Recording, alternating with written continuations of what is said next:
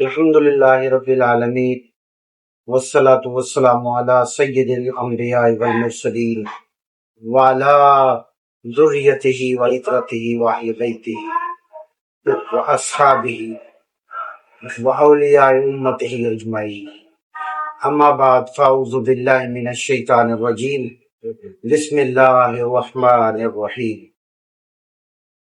آج ہماری گفتگو عدل اور انصاف کے حوالے سے ہوگی۔ دعا ہے کہ اللہ رب العزت ہماری اس گفتگو کو اپنی بارگاہ میں قبول فرمائے۔ عدل کے معنی ہے مساوات۔ اس کی دو قسمیں ہیں، عدل عقلی اور عدل شرعی۔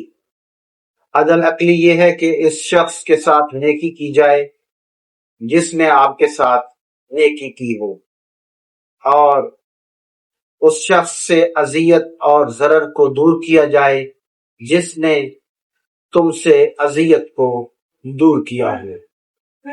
اور عدل شرعی وہ ہے جس کا سمجھنا شریعت پر موقوف ہو، جیسے قصاص اور دیت کے احکام، یا مرد کی مکمل دیت اور عورت کی نصف دیت، کیونکہ ان کا جاننا شریعت پر موقوف ہے۔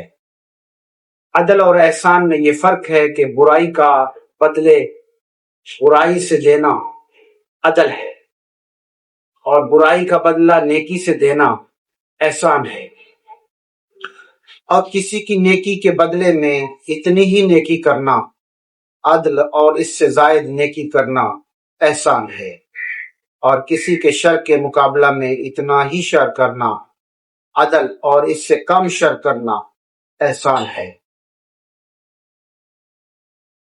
احسان کا درجہ عدل سے بڑھ کر ہے، کیونکہ عدل یہ ہے کہ کسی کو اتنا دے دینا جتنا اس پر واجب ہے، اور اس سے اتنا لے لینا جتنا اس سے لینے کا حق ہے، اور احسان یہ ہے کہ جتنا اس پر دینا واجب ہے اس سے زیادہ دے، اور جتنا لینا اس کا حق ہے اس سے کم دے۔ کسی بوجھ کو دو برابر حصوں میں اس طرح تقسیم کیا جائے کہ کسی حصے میں کمی و بیشی نہ ہو، تو اس کو عربی زبان میں عدل کہتے ہیں۔ عدل ہماری زندگیوں میں، عدل ہمارے معاشرے میں اگر قائم ہو جائے تو پھر یقیناً ہم سب کی کامیابی ہے۔